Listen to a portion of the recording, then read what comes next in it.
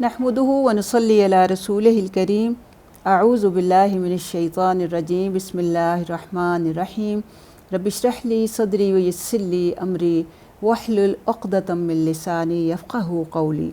हज की तारीख़ और हज के तरीक़े को सीखने के साथ साथ इस खूबसूरत और बड़ी अजीम इबादत की रूह को हम बेदार करने के लिए बहुत सी चीज़ें जो हैं वो सीख रहे हैं।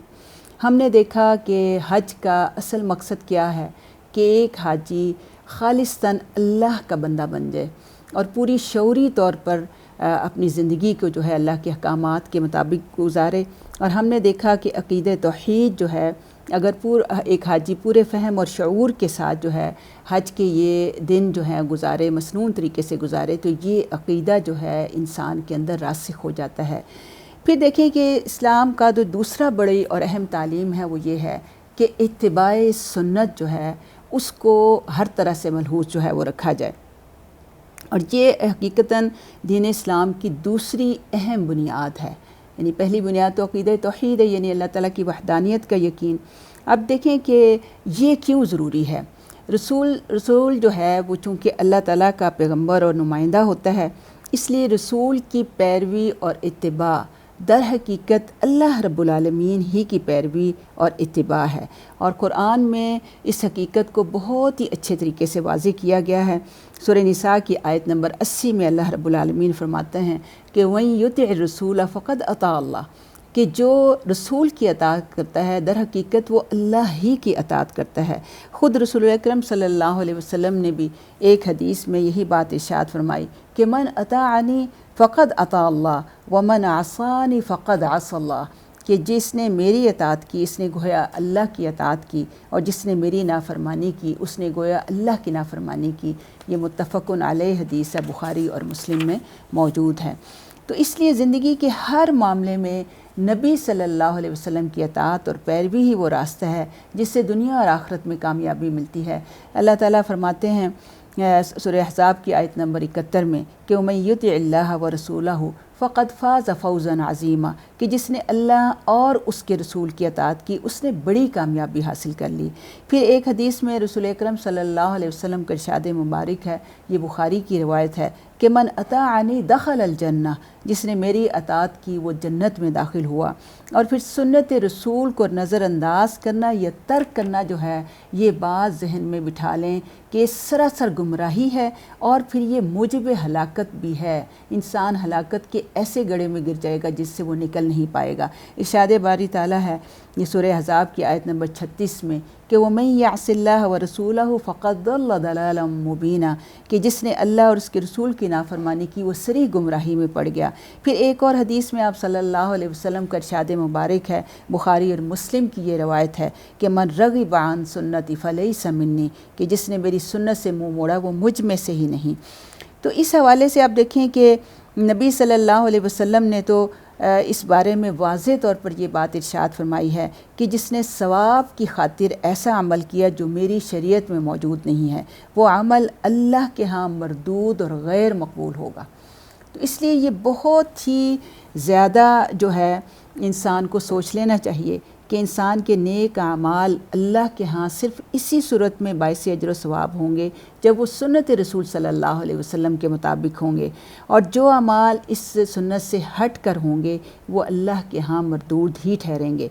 इसलिए अगर हम देखें मनासिक हज पर देखें, अगर इसको गौर व फ़िक्र इस पर करें तो हम देखते हैं कि ये मनासिक यानी हज की जो इबादत के सारे तरीक़े हैं वो शुरू से लेकर आखिर तक हर हाजी को इत्तिबाए सुन्नत ही की तालीम दे रहे हैं। और अगर एक हाजी पूरे शऊर के साथ इनको अदा करता है तो वो दिन दूर नहीं कि फिर उसकी ज़िंदगी जो है खालिस इत्तिबाए सुन्नत का नमूना जो है वो बन जाएगी। आप देखें कि 8 ज़िलहज को हाजी मस्जिदुल हराम को छोड़कर अपने वो खूबसूरत और आरामदेह होटल को छोड़कर एक बेआबाद संगरेज़ों भरे मैदान में ख़ैमा ज़न हो जाता है और शदीद गर्मी भी होती है।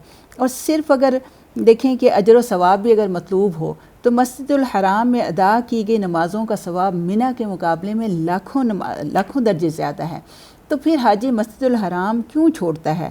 وہ صرف اس لیے کہ نبی اکرم صلی اللہ علیہ وسلم کی سنت اور آپ صلی اللہ علیہ وسلم کا بتایا ہوا طریقہ یہی ہے۔ مختصر سے قیام کے بعد دوسرے روز یعنی 9 ذی الحج کو طلوع آفتاب کے بعد حاجی پھر رخت سفر باندھتا ہے اور پھر صرف چند کلومیٹر کے فاصلے پر جا کر میدان عرفات میں جا ٹھہرتا ہے۔ وہ بھی وہی مٹی اور سنگریزے اور وہی صحرا کا جو بے آب و ہوا جو ہے وہ ایک میدان ہے۔ تو عرفات میں آخر کون سی ایسی خوبی ہے جو مینا میں نہیں؟ پھر لاکھوں انسانوں کا مینا کی حدود سے نکل کر عرفات کے میدان میں جانا کیا حکمت ہے؟ اس کی وجہ کیا ہے کہ نبی صلی اللہ علیہ وسلم نے ایسا کیا تھا۔ تو یہ اتباع سنت ہے، اس پہ غور و فکر کریں۔ پھر میدان عرفات میں حاجی ظہر کے وقت امام حج کا خطبہ سننے کے بعد نمازیں ظہر اور عصر اکٹھی اور قصر کر کے پڑھتا ہے۔ آپ دیکھیں کہ وہ حاجی جو دنیا کے سارے کام چھوڑ چھاڑ کر صرف اپنے آپ کو فارغ کر کے آیا کہ اللہ کی عبادت کرے، وہ ظہر اور عصر کی نمازوں کو ایک ہی وقت میں ادا کرتا ہے اور پھر قصر ادا کرتا ہے، یعنی چھوٹی کر کے پڑھتا ہے۔ کیوں ادا کرتا ہے؟ صرف اس لیے کہ رسول اللہ صلی اللہ علیہ وسلم نے اسے ایسا کرنے کا حکم دیا ہے۔ پھر عرفات میں چند گھنٹے قیام کے بعد پھر وہ رخت سفر باندھتا ہے اور قریب ہی ایک اور میدان مزدلفہ میں جا کر قیام کرتا ہے۔ عرفات میں حاجی رات کیوں نہیں گزارتا اور مزدلفہ میں کیوں گزارتا ہے؟ اس لیے کہ پیارے نبی صلی اللہ علیہ وسلم کی سنت یہ ہے کہ عرفات کو غروب آفتاب کے بعد الوداع کہا جائے اور مزدلفہ کے سنگریزوں پر آ کر رات بسر کی جائے۔ پھر عرفات سے حاجی غروب آفتاب کے بعد روانہ ہوتا ہے، لیکن مغرب کی نماز وہاں ادا نہیں کرتا بلکہ مزدلفہ آ کر عشاء کی نماز کے ساتھ ادا کرتا ہے۔ حالانکہ اول وقت میں نماز ادا کرنا افضل ترین عمل ہے اور نماز تاخیر سے ادا کرنا نفاق کی علامت ہے، مگر اس موقع پر حاجی جان بوجھ کے مغرب کی نماز کو دیر سے کرتا ہے، اس لیے کہ اس موقع پر نماز مغرب وقت پر ادا کرنے میں سنت رسول اللہ صلی اللہ علیہ وسلم کی خلاف ورزی ہے اور مؤخر کرنے میں اطاعت رسول صلی اللہ علیہ وسلم ہے۔ تو یہ ساری چیزیں آپ دیکھیں کہ حج کے سارے ارکان مزدلفہ میں حاجی ساری رات سو کر گزارتا ہے اور پھر نماز تہجد جو ہے جان بوجھ کے ترک کرتا ہے، حالانکہ رسول اکرم صلی اللہ علیہ وسلم نے تمام نفل نمازوں میں تہجد کی نماز کو افضل ترین نماز قرار دیا ہے۔ اس کی وجہ کیا ہے؟ اس لیے کہ نبی صلی اللہ علیہ وسلم نے یہاں مزدلفہ میں تہجد کی نماز جو ہے وہ ادا نہیں کی تھی۔ پھر مزدلفہ سے حاجی پھر پلٹ کر منی کی طرف آ جاتا ہے جہاں سے چلا تھا، اس لیے کہ اللہ کے رسول نے اسے ایسا کرنے کا حکم دیا ہے۔ 10 ذی الحجہ کو منی پہنچ کر حاجی صرف بڑے جمرہ عقبہ کو جو ہے وہ کنکریاں مارتا ہے، حالانکہ باقی 2 یا 3 دنوں میں جمرہ عقبہ کے ساتھ جمرہ وسطیٰ اور جمرہ اولیٰ کو بھی کنکریاں مارتا ہے۔ اس کی وجہ صرف یہی ہے کہ نبی صلی اللہ علیہ وسلم نے اس کو ایسا کرنے کا حکم دیا ہے۔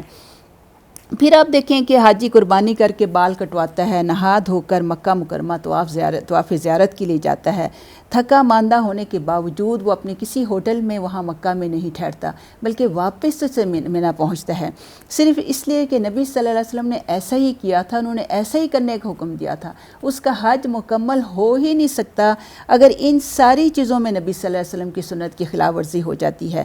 اور پھر یہ دیکھیں کہ اگر ان ساری چیزوں میں جو چیز ہے تو یہ حقیقت سامنے آتی ہے کہ حاجی نہ تو زمان و مکان کا بندہ ہے، نہ ہی اپنی عقل کا غلام ہے، بلکہ وہ بندہ اور غلام ہے تو صرف اور صرف اللہ کا، جس سے اس کا مطلوب جو ہے صرف اور صرف کیا ہے؟ غیر مشروط جو ہے اطاعت رسول صلی اللہ علیہ وسلم اور بلا حیل و حجت اتباع رسول صلی اللہ علیہ وسلم۔ اسی وجہ سے آپ دیکھیں کہ امیر المومنین سیدنا حضرت عمر رضی اللہ عنہ نے جب دوران طواف حجر اسود کو مخاطب کر کے فرمایا تھا کہ اللہ کی قسم میں خوب جانتا ہوں کہ تو ایک پتھر ہے، نہ نقصان پہنچا سکتا ہے نہ نفع دے سکتا ہے، اگر میں نے رسول اللہ صلی اللہ علیہ وسلم کو تجھے چومتے ہوئے نہ دیکھا ہوتا تو تجھے کبھی نہ چومتا۔ پھر حجر اسود کا سلام کیا، پھر فرمانے لگے کہ اب ہمیں طواف کے پہلے 3 چکروں میں رمل کرنے کی کیا ضرورت ہے؟ رمل یعنی تیزی سے 3 چکروں میں نبی صلی اللہ علیہ وسلم کو حکم ہے کہ شروع کے جو عمرے کے ہوتے ہیں اس میں تیزی سے چلا جائے، تو وہ تو مشرکوں کو دکھانے کے لیے تھا۔ اب اللہ تعالیٰ نے انہیں تباہ کر دیا ہے، پھر خود ہی فرمایا کہ رمل ہی وہ چیز ہے جسے نبی اکرم صلی اللہ علیہ وسلم نے کیا، اور نبی اکرم صلی اللہ علیہ وسلم کی سنت کو چھوڑنا ہمیں پسند نہیں ہے۔ صحیح بخاری میں یہ روایت ملتی ہے۔ تو اس لیے یہ دیکھیں کہ یہ وہ انقلابی فکر ہے اتباع سنت کی جو مناسک حج ایک باشعور حاجی کے اندر پیدا کر دیتے ہیں۔ تو اس لیے عبادت حج کا اصل مقصد جو ہے وہ یہی ہے کہ ایک انسان اپنی ساری زندگی پھر اتباع سنت کے مطابق جو ہے استوار کرے۔ تو اس لیے اگر حاجی کی زندگی جو ہے حج کی عبادت کی قبولیت کی نشانی یہی ہے کہ اگر بندہ اس عبادت کے بعد یہ کوئی بھی عبادت کرے، خواہ وہ رمضان کے روزے ہوں، خواہ وہ 5 وقت کی نمازیں ہوں، اگر ان نمازوں کے بعد بندہ اللہ رب العالمین کا سچا اور حقیقی بندہ نہیں بنتا اور خالصتاً اس کی عبودیت نہیں کرتا اور پیارے نبی صلی اللہ علیہ وسلم کی سنتوں پر عمل نہیں کرتا، تو گویا یہ تمام عبادتیں جو تھیں وہ ایک روٹین کی عبادت تھی اور اس نے اس کی زندگی میں کوئی اثر نہیں ڈالا۔ تو اللہ تعالی ہمیں ایسی بے شعور اور بے فائدہ عبادات سے بچائے اور ہمیں ہر عبادت خالصتاً اللہ کی رضا کے لیے کرنے کی توفیق عطا فرمائے۔ وما علینا الا البلاغ المبین۔